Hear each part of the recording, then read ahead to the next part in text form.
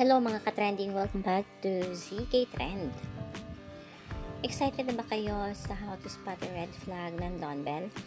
Sa ngayon nga ay ipinakilala na ang bawat pamilya sa karakter nga ni Donnie at Belle sa naturang series. Ngunit ngayon nga ay hindi yan ang ating pag-uusapan. Ang pag-uusapan nga natin ang naging sinabi nga ni Tita M patungkol nga sa Don Bell. Mami ni Donnie na si Maricel Pangilinan na hotspot kaagad kay MJ Felipe. Natanong nga itong si Maricel Pangilinan patungkol nga sa estado ngayon sa relasyon ni Donnie at Belle. At talaga namang safe na safe ang sagot nga nitong ating Mami Maricel. Kaya naman halina't panoorin natin ang kanyang naging sagot.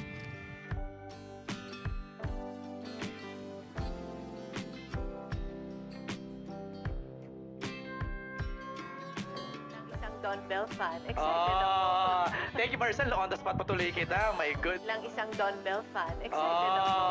Thank you, Marcel. On the spot patuloy kita. My good.